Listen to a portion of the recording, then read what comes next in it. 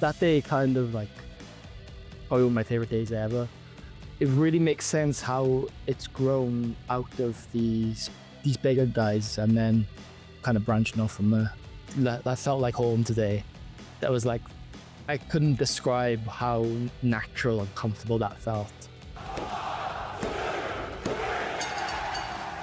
Welcome back to Grapple Theory. Thanks so much for joining us once again. And once again, we're heading to Wales, where we've got one of the, I guess, rising stars of the scene with us this week. It's Tommy Vril. Tommy, welcome to the show. How you doing? Thank you so much for having me. Doing great. We're recording this on my birthday, funny enough. So What? No, you didn't say that. What? no, I haven't got a busy one today, so just taking some time. Oh, man. Well, I really appreciate you taking time out your birthday to do that. Happy birthday. Thank you so much. Have you got anything planned? You doing anything else later? No, I think I'm just having a few family over for a little gathering later. Nothing major. I'm not really a big birthday boy. No, I'm not either, to be fair. Like, generally, I don't generally let people know about my birthday or anything like that. Yeah, me too, as you can see. Well, that's fair. No, I appreciate you taking the time out. I really do. I really do. And it's great to have you on. It feels like I always start by asking our guests how their last like 12 months has been in the ring. And it feels like this has been a real breakout year for you. Yeah, so I think breakout is the right term for it. I'm only, well, just about 20, 21 months in, so coming up to 2 years of like being actively wrestling. But yeah, I think if you take it from January to now, I think the year has definitely been like just escalated really, really nicely. So I'm happy people are kind of using the term breakout year, but I think it's still got a long way to go. So I was going to say, like, has that, in terms of the fact that you've not been in the business long, has it surprised you how much you've already done? in some ways, yes, but also in some ways, no. Obviously coming from my background, it was kind of such an easy transferable set of skills to like pass on to the wrestling business. But I didn't really realize how quick it would like start to click, and there's still a lot more to come, I think, hopefully. Were you like confident in that when you were starting out? Were you confident that the skills again that you picked up like would be quite transferable? I think so, yeah. When I first started training, I was like, this is exactly the same as dance school. You know, you do like your warm up, you do your corner work, like your rolls and stuff. Like we used to call that corner work in dance. We do stuff from the corner technique kind of things, and then you do like your choreography, so you can learn your sequence for the day, like whatever we're learning and training that week, or like whatever sequence the teacher has come up with for our dance, you know. So like the way the classes are structured are really similar. So I think that helped a lot. Mm. And it's also like it was easier for me to get kind of the performative part down because I've got so much experience in that already. So that came quite naturally to within the transition. It was just learning kind of like basics and started learning the cool stuff that I could do and really like develop myself as a performer. For sure, for sure. And again, like, and in terms of making that transition, I guess, like, I know a lot of people, you know, you watch wrestling growing up, and that's what you wanted, and that's what people aspire to. But like, was there like a moment that sort of spearheaded that change for you from going into like dance theater into wrestling in like as an option? So I'd say there was a kind of a build up of a few little moments. First of all, my last year of training in dance was COVID, so I kind of had my last year taken away from me. And that kind of left the dance scene. It left the dance scene kind of on its last legs. It's kind of rebuilding now, thankfully.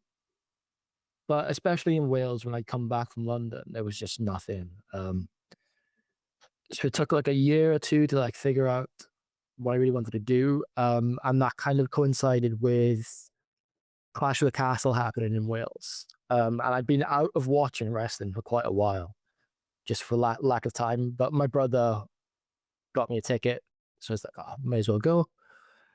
And it was the moment I think Edge walked out. It's like, oh my gosh, just the feeling that came over me seeing that and like listening to everyone sing that song was the most like, "Oh, I have to try it now. I'll be so disappointed if I don't try it."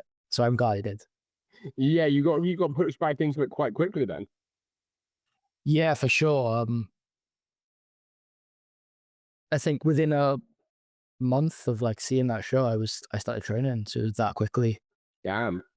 Yeah, no, I mean that's incredible. That's like again a real quick transition. I mean, especially now though, like it feels like that was almost like the perfect time to start because again, we've been talking about spoken so much Welsh talent where they've credited, like Mandrews and Boar and Brendan and Flash for like all the work they've done rebuilding the scene. And it feels like again, you coming through at the time you were when you started training, that was sort of like the kickstarter of the Welsh scene really taking off. I think if you look at like I say my kind of generation of people coming through at the minute, like myself, Shane Hook, Leon Cage, um, I'd put James Ellis in there, put Josh Harley in there. I think they've probably been doing it a bit longer. Um, but yeah, I think that's got to be a sparking moment, right? Having this big, unreal WWE show in the capital, 60,000 there, and then like if you put like AEW like the next few years on top of that, I think it really makes sense how it's grown out of these bigger guys and then kind of branching off from there. Yeah, yeah. 'Cause it's felt like for a long time, again, I've said to other people as well, it felt like before, and not just on the Welsh scene, I think, in Brit Wres as a whole, that it felt like there wasn't those sort of almost, well, enough training leaders, like the people who had been there, who had experienced like what it's like to work at the highest level. And then all these guys came back from NXT UK and from WWE, and that's brought all this experience back to the country that people can learn from. And you can see like with that generation just after, like your Nikos and your Jay Joshuas and people like that, and like Danny Jones and stuff like that. And then with now this next generation below that, with you guys, like you said, with you, with Shane, with James, like it feels like it is this trickle down effect that they've brought in, where just each generation is progressively getting stronger because they've got even more people to learn from. I think you're absolutely right. I've been lucky enough to train with everyone you named, mainly like Mandrews, Wild Boar, Brendan are the ones that kind of brought me through. But you go on as the generation before me, Nico Angelo, he's yeah, he kind of getting his flowers, I think, as a performer, but as a coach too, he is superb. One of the best coaches in the country in my book. Still been so helpful for me developing my kind of individuality. Wild Ball was great for that too, but specifically Nico, we've really been able to like dig deep into like what I do in the ring and presentation a lot. Josh Hardy's been great for that too. I think you could kind of put him in there. So yeah, this experience from like these big Welsh names that has trickled down is helping not just like us trainees, it's helping them become the next generation become better coaches. So hopefully like when we get a chance to coach, we'll be a better version of them and we can just keep passing it down and passing it down. Yeah, for sure. For sure. I mean, we talk about that. I talk about like I spoke to Jay Joshua recently, and he mentioned that match that he had with yourself and Shane at New Wave. And he was just like he spoke so highly of both of you and what you do in the ring. And like again, a little bit was also about the whole just like being like all these young guys coming through, like sickening because then like you just think about where they're gonna be in 5 years time, where he's gonna be in 5 years time, like age wise. But you just have like the best things to say about you two specifically about that match, that you had that triple threat and like how he could see how much you guys had grown and like where you were progressing to. Yeah, that was actually a really special one, I think, for the three of us. Kind of a culmination of me and Shane's like, I guess, story throughout the year. Like Shane came back from his second injury. I was the first 1 year wrestled. And we've like rode that since then together all the way up to now. It's just that was a lovely culmination of like everything.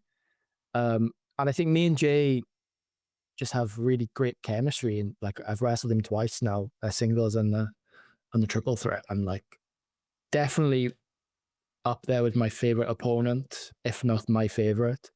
Just everything, like the way like we enjoy wrestling and the way we like go at each other. Like there's just not, we hold nothing back, which is like why we have such good chemistry, I think. And I also like such a great person in real life. Yeah, for sure. For sure. And that helps as well, like, doesn't it? Like, again, in terms of when you're learning off people who are great wrestlers, but also just like really stand up people, like people you want to learn from, not people who are going to like be teaching you and you sort of like resent them or you don't like them, you don't get along, so it's tough to learn. Like when you've got teachers and wrestlers who you're up against who are like nice people and genuine people and like want to see you guys progress, like that must be so reassuring. Absolutely is. We're having this like kind of saying now of like we're just all bringing each other up. Um, and like we're being not like being harsh to each other, but we're really like keeping each other like focused and locked in. We're really like critical on each other, telling like each other if like things work, if things don't work, maybe try this. So we're all like actively making each other better, and that starts from the top. I think if you look at like Wild Boar kind of set that precedent to us, and that's trickled down again. It's just like generation to generation. We all just really make sure to like keep this healthy training mentality going and really just like try and push and push and push. And I think it's shown everyone kind of raised up the Welsh scene at the minute. So it must be working in some way. Yeah, for sure. It absolutely is. And you can see that. You can see that like so clearly with again the talent that's coming through, the people who are progressing and the opportunities they're getting as well, like what they're doing to improve and where they're getting shots, like yourself as well, like coming through. And now you're getting more opportunities at somewhere like Attack, which is, I guess, like, you know, although it's like although Wales is growing and thriving as a scene, like I feel like Attack is still seen as the promotion in Wales, like the top dog, if you will.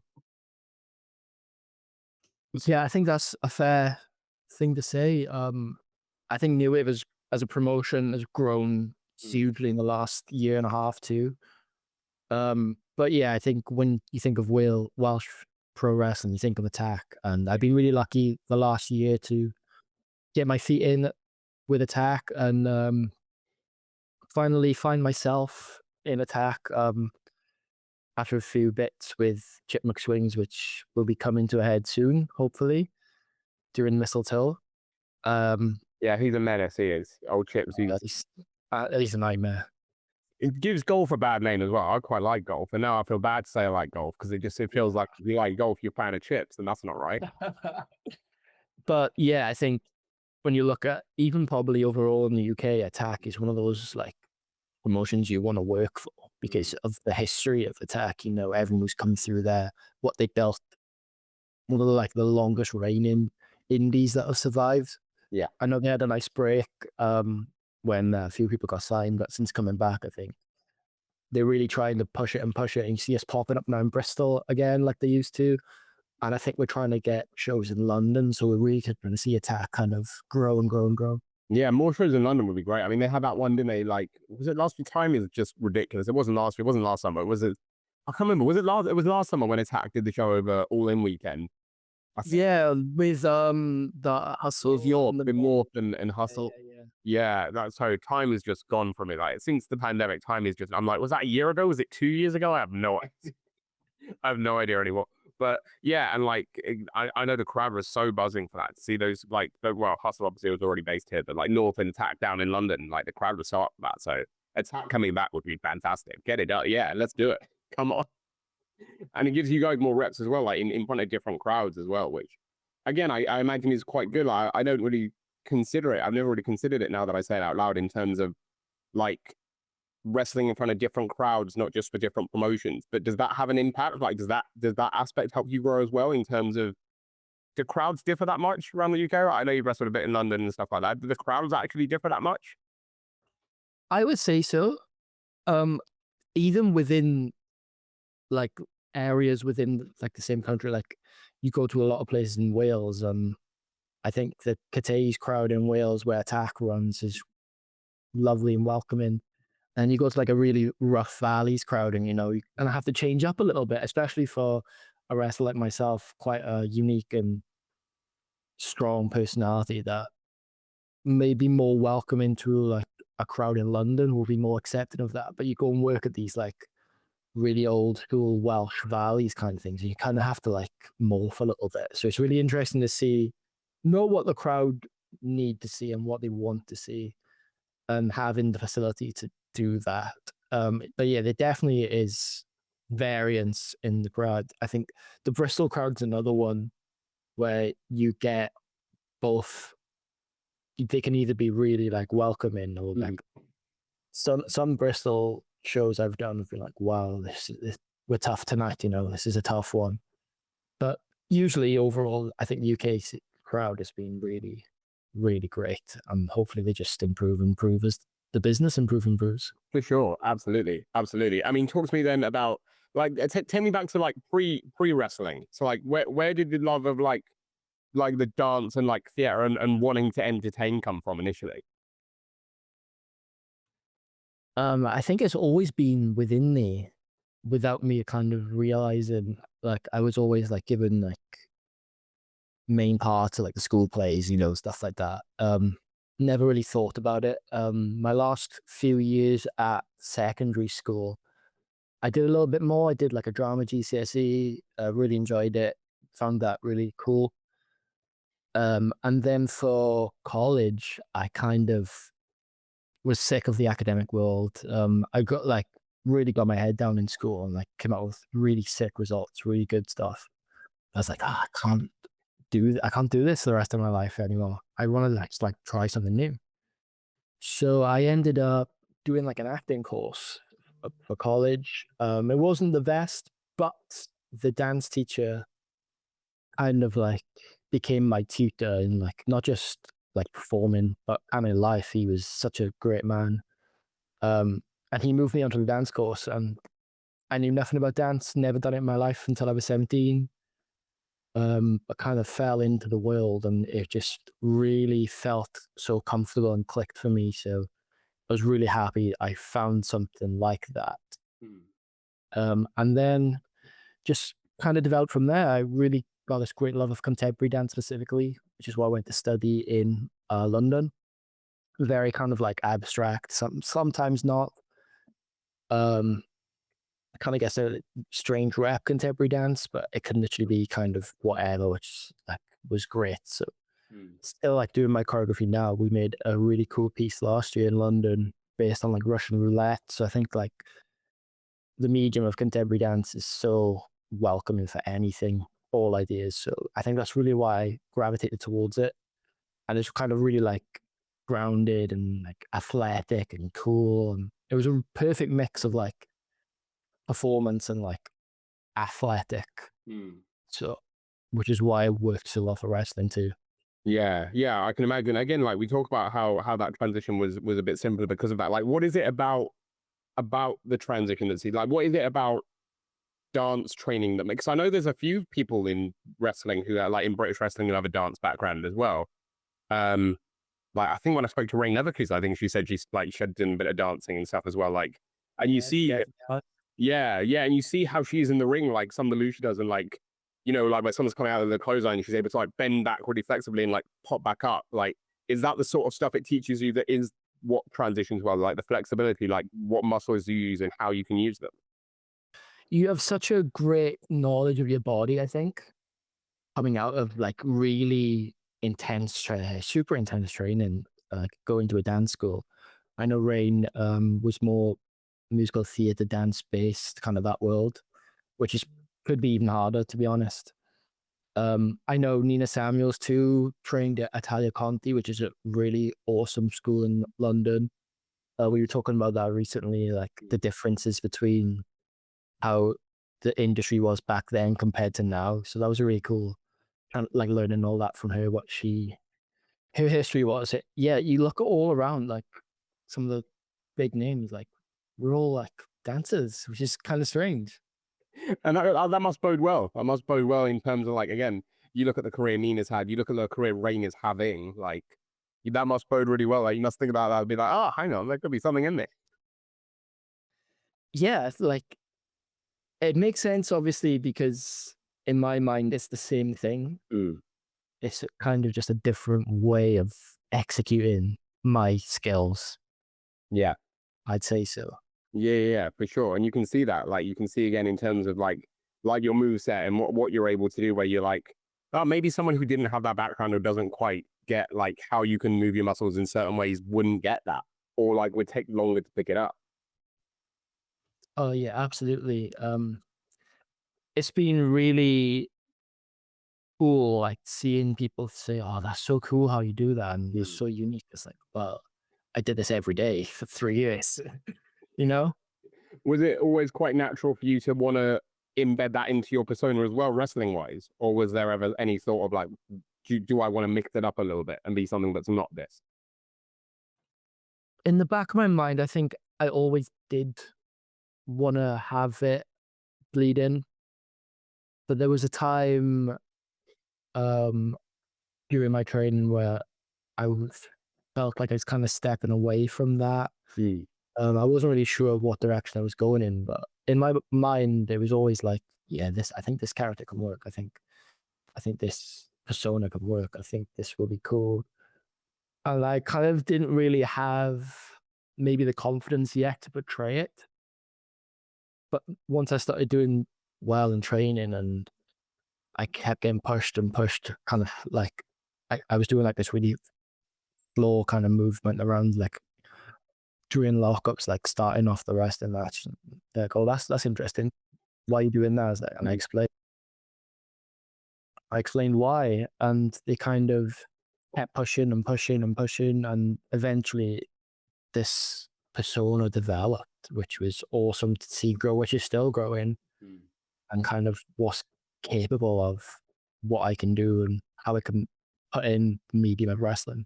Yeah, for sure. And I feel like it's quite like a versatile character as well in terms of like what you can portray. That almost like you see with like horror noir, like where it's quite a versatile theatrical character, but you can go either way with it. You can like probably make it quite a like devilish, like evil heel, or you can make it like the slick baby face because I think it owns itself so well to both. It was such an interesting realization to me because I always saw this heel kind of way for the character, which is Mm. how we started off. Um, but so organically and naturally, people just wanted to support me, which was like really awesome. And I think it was the match against it kind of built and built and built, but I think the match against Manders was the one where people got behind me so strongly. Um, they had no choice but like, oh, okay, I guess this is babyface Vril now. I think you put in such a good showing in the match. I think it's the sort of match as well where like when you see the momentum starting to shift, it's such a smart match to put on because it's the sort of match where you really want the underdog to like push through and like do it. And so it's such a good way to get people on your side. I think so. I think that kind of archetype of match is where I'm the strongest, kind of fighting from underneath against these huge men. Mm. Um, and as I like develop my physique and as I go, maybe that'll get a bit easier. But for now, I think that kind of archetype is just working really well for me. So I hope for more of them.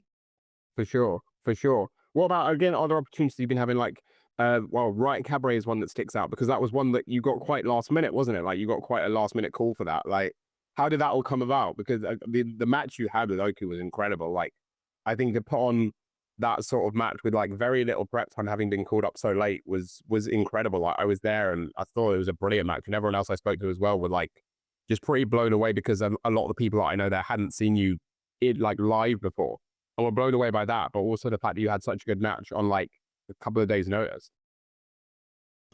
Thank you so much. It was such a that day kind of like probably one of my favorite days ever.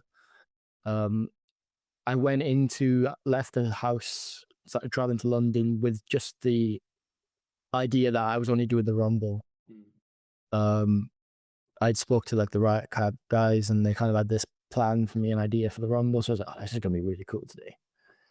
And as I'm just driving out of like the general area where I live, I get a text. JJ Gale's pulled out. Do you fancy facing Michael Oku in the opener? Like, wow, do I fancy it? So like, of course, is the grass green? I said yes, absolutely. So it's just like the whole car journey was then like, oh, I'm actually now against probably the best wrestler in the country, if not Europe, off the back of wrestling for AEW.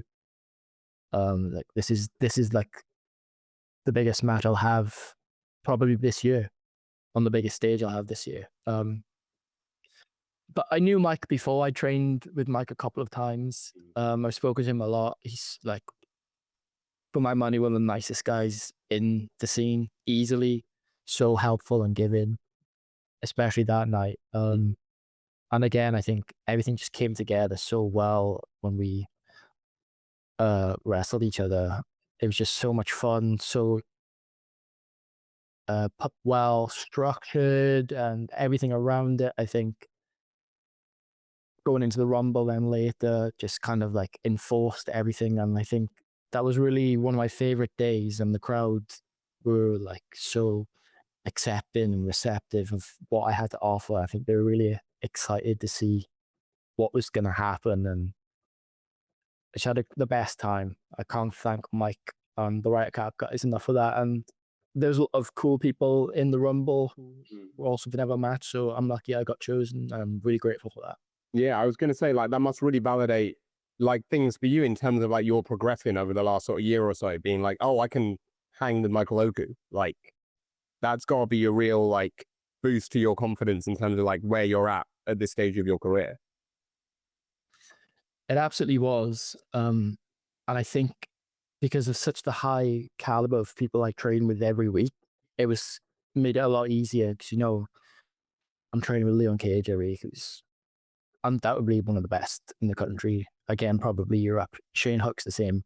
Josh Hawley's the same. James Elliott. Like, I'm training with these guys every week, multiple times a week. So when I have the opportunity to step into the ring with someone like Michael, it's not as huge a jump as it would be for like maybe it's someone else who's quite new, because I've got all this like class around me. Kind of like the stairs were a bit closer.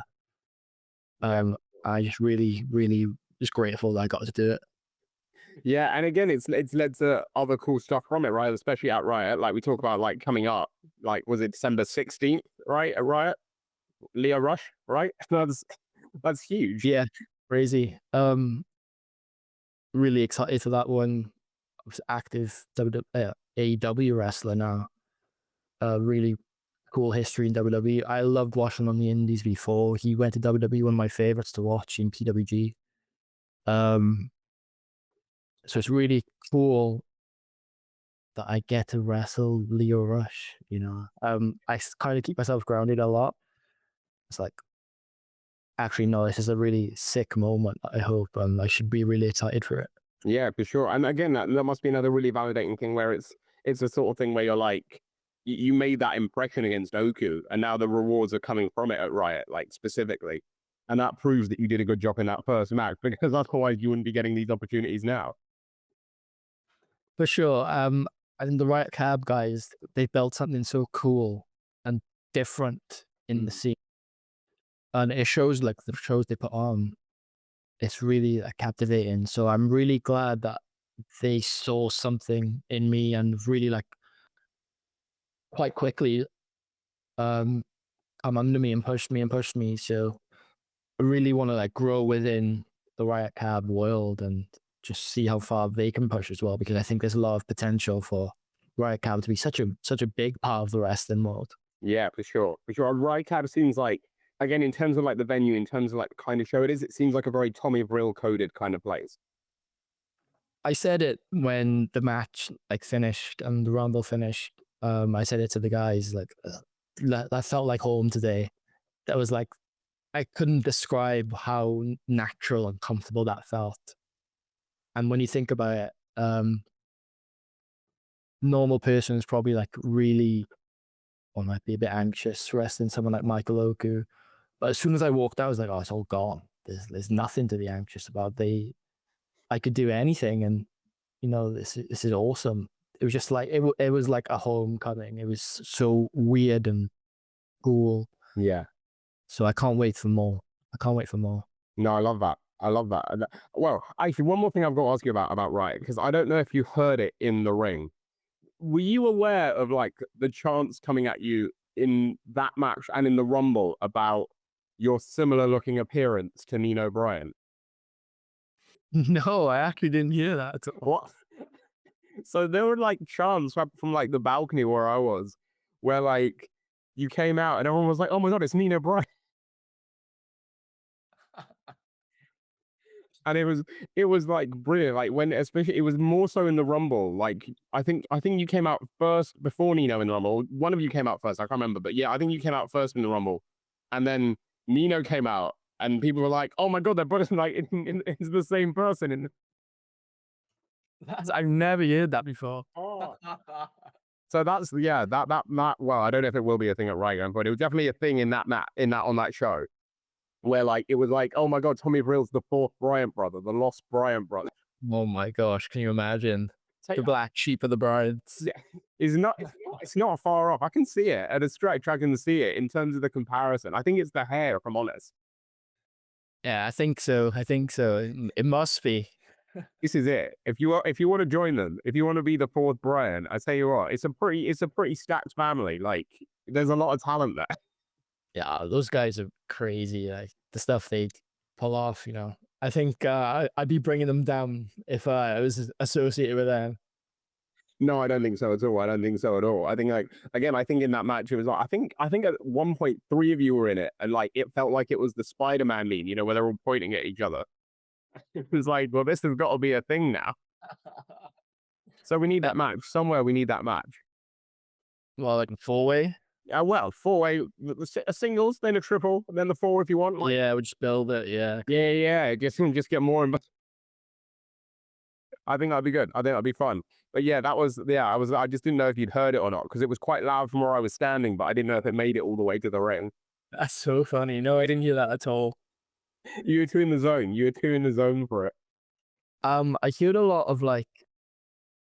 I think the thing that sticks with me most from that Rumble,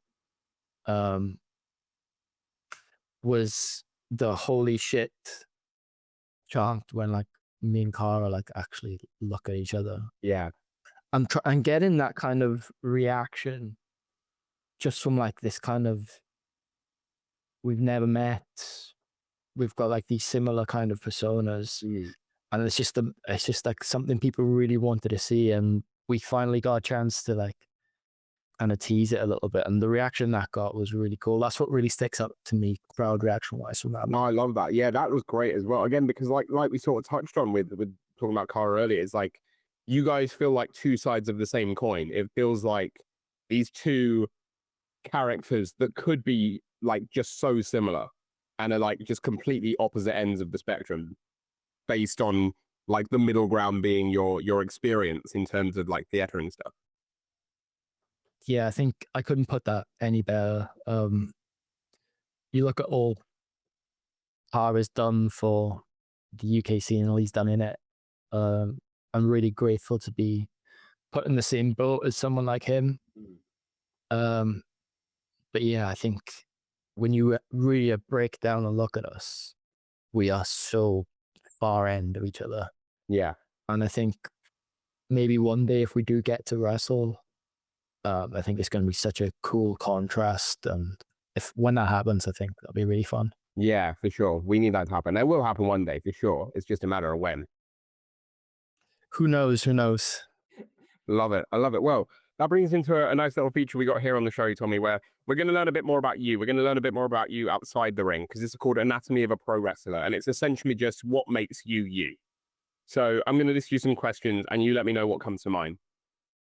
So the first one is, what is your favorite post-pinfall pig out? Oh, so there's this really unbelievable pizza restaurant outside where the New Wave show is called Top's Pizza. No, like ad to them. Yeah, they just get unreal pizza after a New Wave show. That's kind of become a tradition, and we kind of got like everyone involved last time. Like the Lycos has had it, Luke Jacobs has had it, So like we were just bringing everyone into Top's Pizza. So Love it. It's spreading. The word is. yeah, it's really good. It's really good. What do you get? What's your topping of choice? So I'm quite basic when it comes to like kind of the kebab shop pizza. If I'm going to like a proper Italian, I'll go all out on toppings, like really spice. But if I'm going to like a classic like pizza shop, kebab shop, I'll have just pepperoni. Sure. You don't go. Have you done the kebab pizza? You've done a kebab pizza though before, right? No, actually. Oh, like, this is a bit. I feel like it's a London thing. I feel like nowhere else does it. Pizza? I feel like people don't order it anywhere else, but it's basically just kebab meat on your pizza, and it's like it's the sort of big. Great, yeah. It's the sort of pizza like where you take like you have one slice and you're like I'm done. Like you can't stop eating it, but you know you need to stop eating it because it's like it is a heart attack waiting to happen. But for however much drink, you're like, oh my god, it's great, and then afterwards it hits you. I'd recommend it. You should give it a go. I'll try a London one next time. Not definitely not a before show though, because that will weigh you down. Yeah. That'll say There'll be no dancing after that. Yeah. Amazing. The next one, they're not all food based, just the first two, but the next one is the classic, like what would your death row last meal be? That's tricky. I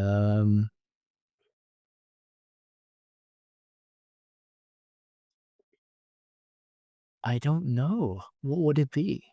What the last thing I'll ever eat? Yeah. Wow.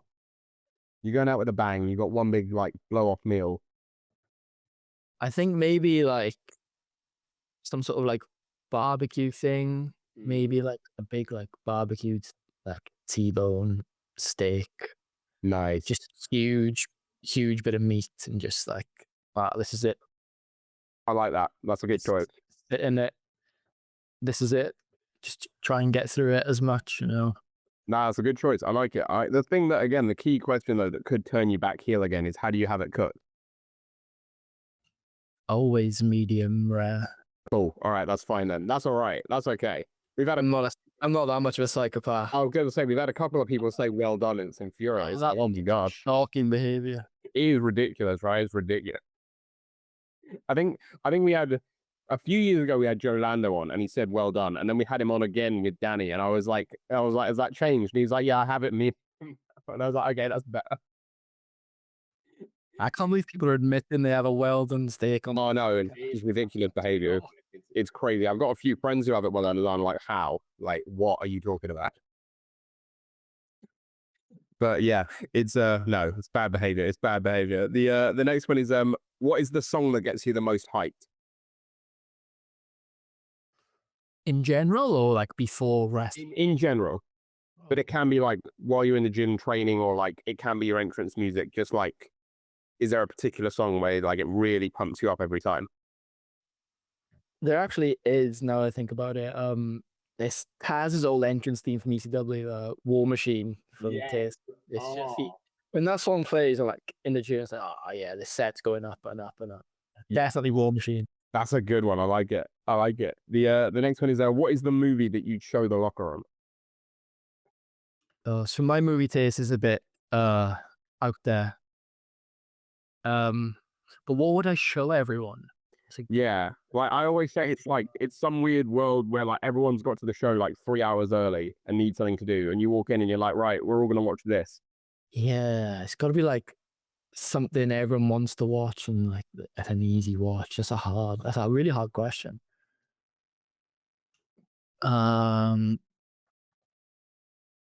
I don't think it necessarily has to be something that everyone wants to watch. I'd say like more, what is the movie that you think everyone should like, that you think everyone needs to see? Everyone needs to see. I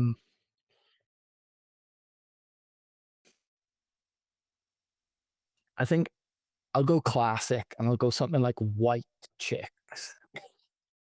I think everyone can enjoy something like that. And if you haven't seen it, like, come on. White Chicks is crazy. White Chicks is like, I mean, White Chicks is iconic anyway, but I feel like just it's Terry Crews doing Vanessa Carlton that's made it so iconic.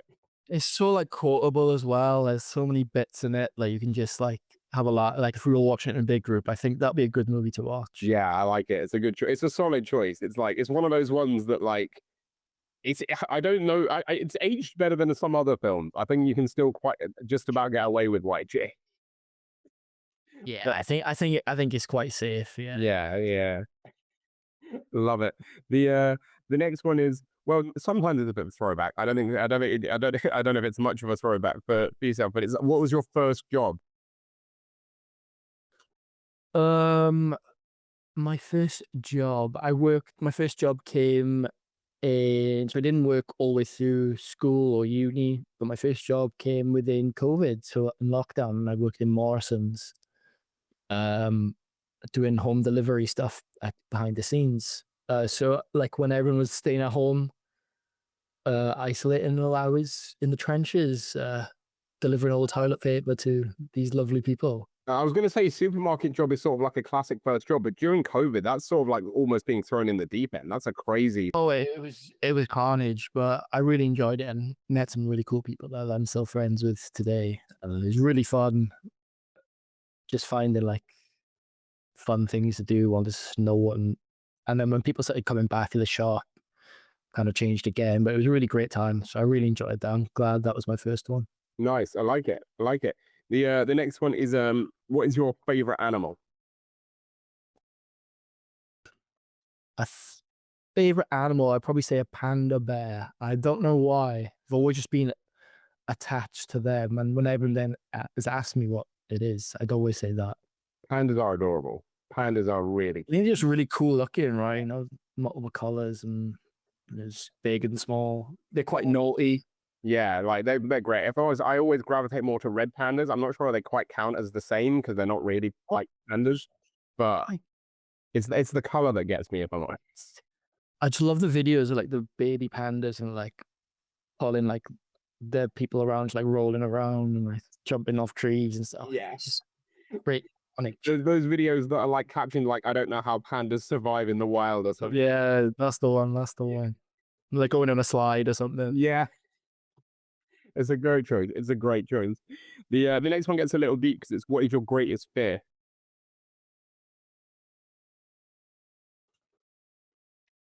Um, okay, that's super hard. Probably the feeling that, the feeling like people don't want you there. Yeah, I'd say that kind of feeling. I think that's the worst feeling in the world. So yeah. No, I get. that's probably my answer. Yeah. It's one of those ones that like internally is so very like very rarely true. You know what I mean? And like you still like it's still. Yeah, it's such like a mind melter. Yeah. It's like 90% of the time never the case. But like this feeling is so strong. It's just such a horrible one. Yeah, yeah. Yeah, I think that's probably what I'd say. No, I get that. I get that. Well, the next one picks it up back, back up again into the more positive again because it's the only wrestling related one on this list. It's both in terms of to watch and to be in. What is your favorite match stipulation? So the only stipulation match I've done is Last Man Standing. Me and Shin Hook start of the year. Last Man Standing, which is one of my favorite matches. Yeah, that was a great one. You guys smashed it there. Again, it felt like I don't know. It felt like this like real like pivotal battle for both of you in terms of like how much you developed up until that point and where you've gone since then. Oh, it absolutely was. I really see that as it was kind of like the full stop of the story at the time. It was really like the start of the new story, like of us pushing through the year. I always go back to that one with really like fond memories. So I was glad I got to do that. My favorite to watch, uh, probably like a tag ladder match. I think something like the Edge, Christian, Hardy's, Dudley's matches, just unbelievable. All energy, all chaos. Yeah, absolutely, just all angles. Yeah, yeah. I love that. I love that. The next one, only a couple more left. The next one is what's your favorite place in the world? I think I'd probably say London when I lived there. I felt a really strong attachment to it. I've always tried to move back and see how it could work. It's not panned out yet. maybe if wrestling starts like picking up, it could be a possibility. I think the training. When you were I was in Greenwich. lovely. Yes, really great area. But I think the training is just so good in Wales. I'd be so stupid to leave that behind, you know, Yeah, not yet. It's not the right time yet. I don't think you want to be there a little while longer. for sure. But yeah, I think London is definitely one of my favorite places. Nice, love that, love that. And the final one then on the opposite end of that almost is what is your dream holiday destination?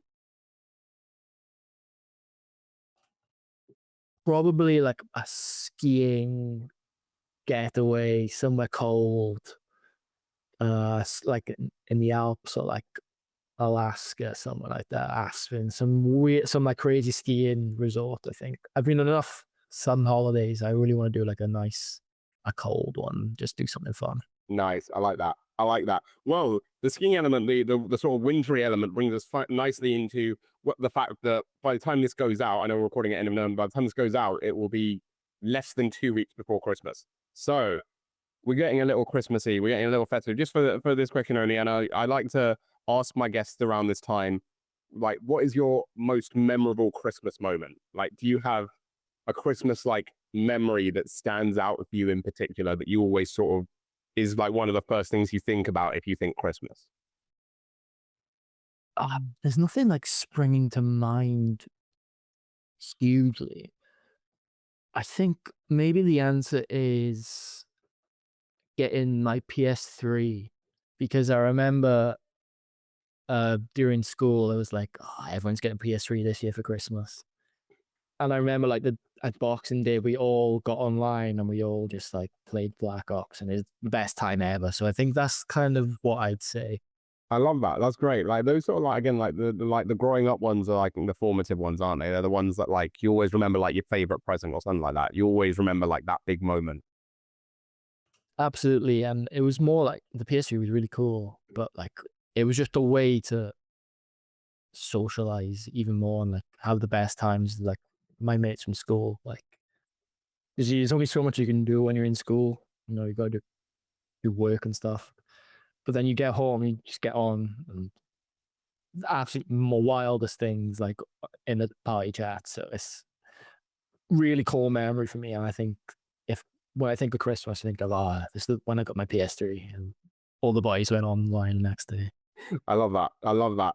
Well, that's lovely. And then that brings us nicely into our final feature here on the show, where Tommy Vril, I'm going to ask you to build your dream indie wrestler.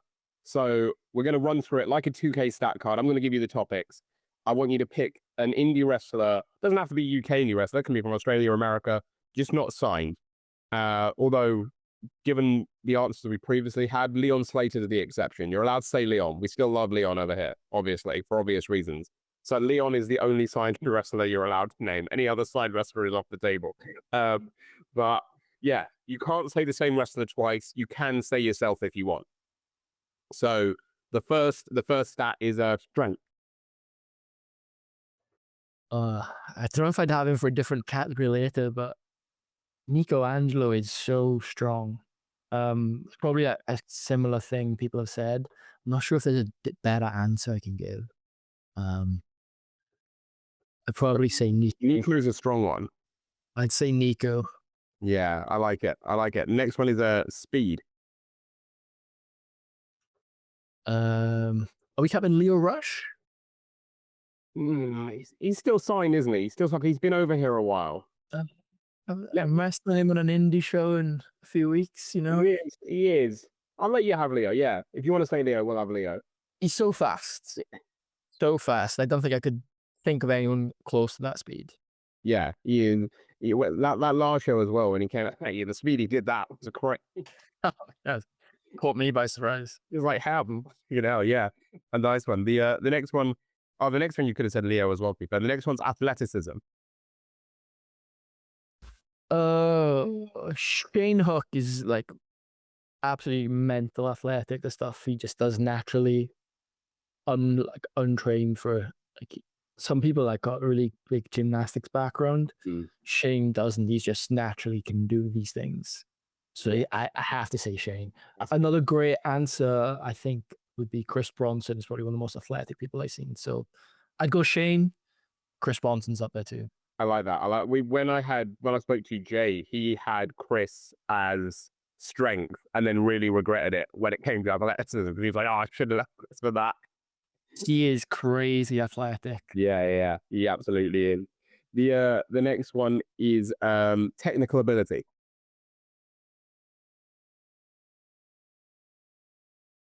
Tough. There's a lot of choices for this. Mm.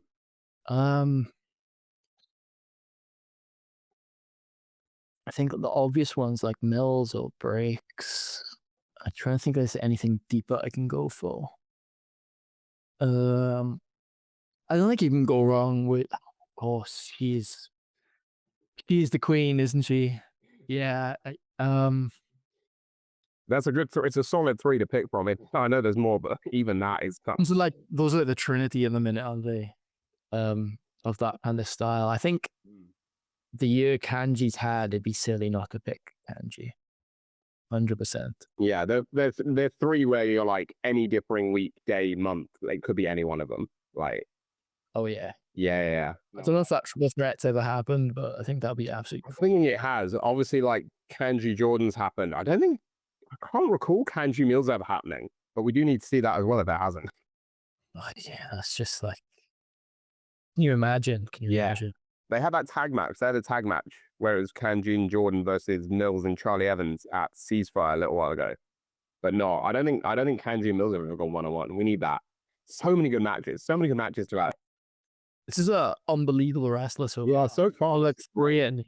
He's incredible. The next one is it's only going to get better from here. The next one is high flying ability. I think you gotta pick Nino, right? Yeah. You just do most things so cleanly and smoothly. So I think Nino is probably the most obvious and correct answer for me. Yeah, I'd agree. It's a solid shout. The next one, now we start to veer away from the in-ring stuff and from the like actual wrestling and more the extra stuff. So the next one's promo ability.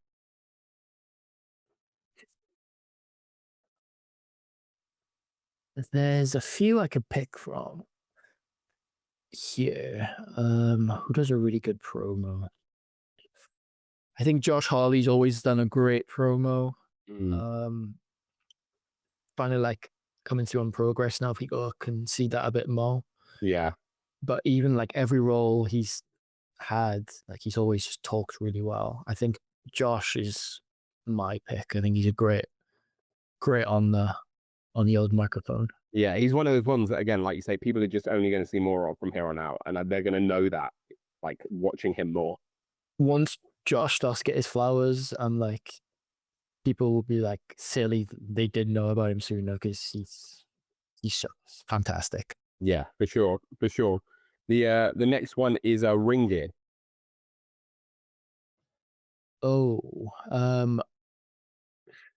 Ring gear. You could weird for me. A pretty good look. I think if it was, it's very uniquely me. I think in this wrestler we're building is kind of like not what I am. So I don't think I put myself in here. I think Leon Cage has really nice gear all the time. Yeah. Who else has really great gear all the time? Leon's there, lovely stuff. Who else? I'd say Leon Cage is probably the like classic wrestler. Like I think that's what I think of, and I think he portrays that really well. What he wears. Yeah. I like it. The next one is entrance. I don't want to put myself here. I think that feels really weird. Who has a really cool entrance I like to watch? Wild Boar's always had a great one. Really like intense. Just straight wrestling entrance, like it's a yeah. There's one that coming to mind. Who does something that I like all the time? I think Wild Boar is the best answer I can think of at the minute. It's a solid answer. Yeah. I feel like there's something in the back of my mind. and I just can't pull it out. I can't pull it out. You'll remember when we stop recording, and then you'll be like, "Oh, Then definitely. oh." But now it's good. I like it. I like it. And the final one then is finishing move. That's tough. There's a lot of sick finishes around. There are. I was going to say it's a shame you've already said Nico, to be honest. Yeah, being on the side of that, that's still such a cool move, to be fair. Finisher.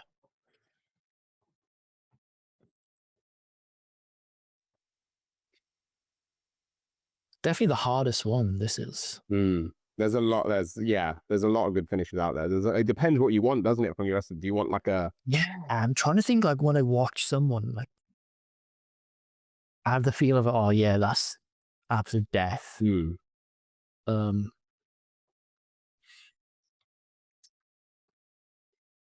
has a really cool finish?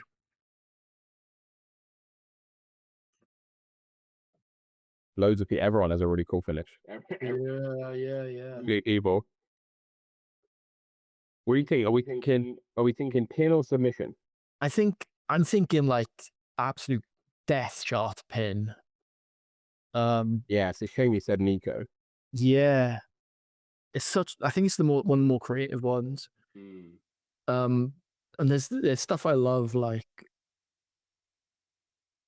some lariats. I think I saw like Manda's lariat is so lovely. Who else is a really pretty finisher? Leon Slayer, I think, if we're gonna count him, as probably the best finisher, actually. Yeah. Like, how would you top that? You know? Yeah. It's the aura of it, isn't it? It's got the look of like shit. Oh yeah, like when that's hit, like us, he's not gonna do that again. So Yeah. the end of the match. Love that. I love that. That's a great wrestler. That's a fantastic wrestler. Yeah, so from top to bottom, we've got Nico. We got, I can't remember the exact order. What do we say? We said Speedo. So we got Nico, Leo. That's unbelievable already. Kanji, Kanji, Gain, Chris Bronson, right? And Kanji, Nino, yeah. Promo, Josh. What else next? What was it? A Ringit. Then was Wild Bull Ringit of Leon Cage. Yeah. And then the finisher as well, Leon. It's a hell of a wrestler. Some mad names, That's a multi-title winning wrestler right there. I'd hope so. I love that. Brilliant. Well, Tommy, that brings us nicely to near the end of the chat. And I've only got one question left for you. But this isn't a question that I've thought of, because we have a closing tradition here on the podcast where our last guest leaves a question for our next guest with zero context of who they're leaving it for. So this person didn't know they were leaving you a question. You're not allowed to know who left you the question. It's all very out of context. So the question that you've been left is this is an interesting one. It's if you were a movie character, who would you be and why? Movie character and why? Oh.